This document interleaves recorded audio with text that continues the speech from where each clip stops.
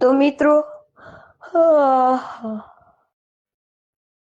હવે તમને એવું થતું હશે કે આ શું ચાલુ કરીએ છીએ સમાચાર ને સમાચાર વાંચનારાઓ જ ઊંઘમાં છે અને બગાસા ખાઈ રહ્યા છે. હા, તો શું કરવું? હવે કંઈક કામ જ એવું કરી રહ્યા છે, સરકાર દ્વારા કરવામાં આવી રહ્યા છે, તો શું કરવું?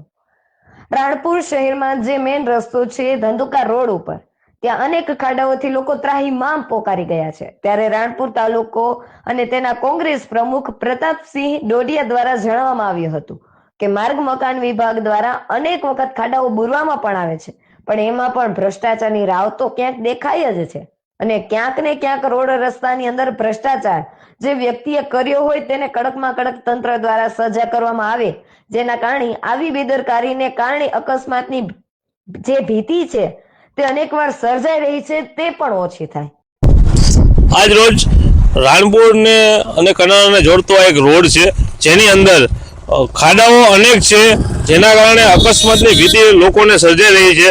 આપણી જોડે રાણપુર તાલુકા કોંગ્રેસ પ્રમુખ પ્રતાપસિંહ ડોડિયા છે, આપણે એમને જોડે વાત કરશું. પ્રતાપસિંહ, આ જે રોડ છે એની કેવી હાલત છે અને કેવી રીતે છે? આ રોડ છે ને, હવે તો હમણાં નીકળ્યા હતા, કહેતા મને કે કઈ બાજુ અમે કહેતા રાણપુરમાં તક એક્સિડન્ટ રોડ છે, એક્સિડન્ટ રોડ આનું નામ એક્સિડન્ટ રોડ પાડ્યો. સાહેબ, ખાડા છે, મારી પાસે હાલી કહ્યું તમે આ વાહન તો જો ખરેખર અમને પૂછો, અમે તમને પૂછ્યું છે કે તમે જો આ પરિસ્થિતિ કેવી છે. દરેક જગ્યાએ ખાડા કહું, આ ખૂણા પર જે મોટો ખાડો રહ્યો ને, ત્યાં આજ મારી ગાડી અટકાત રહી ટ્રેક્ટર તારો આમ નાખ્યું, માન બચ્યા છે. આ પોઝિશન છે આ વિસ્તારની. આની પહેલા પણ આગળની સાઈડમાં અકસ્માત થયા હતા. એ પછી માલ મકાન વિભાગ વાળાએ સમારકામ કરવામાં આવ્યું, એમાં પણ ભ્રષ્ટાચારની રાવ દેખાય છે. એ બારામાં આપણું શું કહેવું? સાહેબ, આવડા ખાડા પૂરો ને એમની ભાષામાં પેચ કહે છે, પણ પેચ એટલે એમના માટે માલામાલ છે, ભ્રષ્ટાચારનું નવું સાધન. તમે એક જગ્યાએ વ્યવસ્થિત ખાડો પૂરેલો હોય, એક વ્યવસ્થિત જગ્યા હોય તો પૂછો. મારી તો તમને મીડિયાને એક કાર્યકર તરીકે એક વિનંતી છે કે તમે અમારા રાણપુર બરવાળા રોડ જોવો, ખરેખર શું પોઝિશન છે, શું કર્યું છે એમને. એટલે આ ભ્રષ્ટાચારનું મોટું સાધન એટલે પેચનું કામ. આની પહેલા પણ અગાઉની સમયમાં એક રિક્ષા અને બાઇક વચ્ચે અકસ્માત થયો હતો અને તેમને ત્યાં લઈ ગયા હતા. પછી અહીંયા ખાડા બુરી દેવામાં આવે છે, પછી તેની કોઈ વિગત મળતી નથી. એ બારામાં આપણું શું કહેવું? સાહેબ, ખાડા પૂરવામાં ધારો કે મિલિટરી રોડ ઉપર હમણાં એક એક્સિડન્ટ થઈ ગયું, રિક્ષાનો ગોટો વાગ્યો હતો, બીજાને 2-3 એક્સપાયર થઈ ગયા. હમણાં પણ એક્સિડન્ટ થઈ ગયો આગળ મિલિટરી રોડમાં, જે બોલા આયા હતા આવી ગયો, ગાડી જ પલટે ખાઈ દે, ખાડો નહીં સાહેબ, પડખેનો ખાડો તારો વાગ્યો અને ખાડી આખી ગાડી પલટે સાહેબ 4-5 ભરી ગયા. આમને માણસ મારવાનું મશીન છે આ. અને હું તો સરકારને પણ એક વિનંતી કરું છું કે જે તે સાઈડમાં રોડના અધિકારીઓ હોય ને એની ઉપર જ ક્લેમ થવો પડે અને એની ઉપર ગુનો દાખલ થવો માનદ વધનો, એવું અમારી લાગણી માંગણી છે.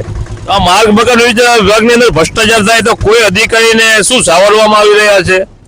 સાહેબ, એમને માલપા ભાગીદાર હોય એટલે સાવરાવ કે છૂટકો જ નથી, એમનો માલપા ભાગ મળે છે.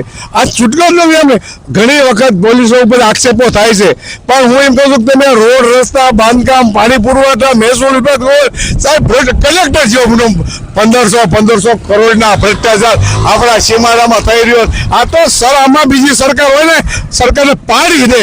આવું હાલતા છે કે હવે કલેક્ટર જેવા 1500 કરોડના ભ્રષ્ટાચાર થાય, કોઈના પેટમાં પાણી હલે નહીં. એટલે અગાઉ પણ આ આગળનો પુલ જર્જરિત હાલતમાં છે, એની પણ મેજોરિટી ચેક કરવામાં આવી હતી, હજી સુધી એવો રિપોર્ટ આવ્યો નથી. તો એ બારામાં આપણું શું કહેવું? સાહેબ, એમાં તો મારે પહેલા મીડિયાનો આભાર માનવો પડે કે આટલી માથાકૂટ કરી અને મીડિયાએ મદદ કરી. ખાલી માફ કરો, જોયા પછી એની શું પરિસ્થિતિ છે, શું પોઝિશન છે, આમાં આનો ઉપયોગ થઈ શકે કેમ, આ સુધી જવાબ નથી દીધો.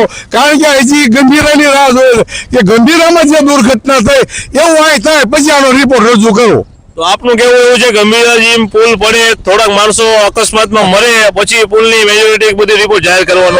બહુ સાચી વાત. મારા શબ્દો તમે બોલી ગયા કે ગંભીરામાં જે માણસો પડી ગયા, ગાડી પડી જાય અને એ માણસો મરાય પછી આવી ગાડીઓ નીકળે, કેટલા બધા માણસો હેરાન થાય છે, પબ્લિક પેસાય છે.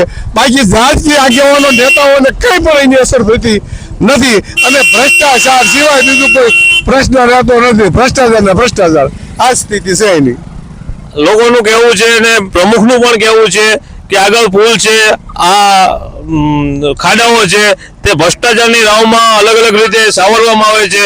તો ક્યારે ભ્રષ્ટાચાર મુક્ત ગુજરાત થશે? ગોપાલ વગેરે, લાલજી મેર, રાણપુર.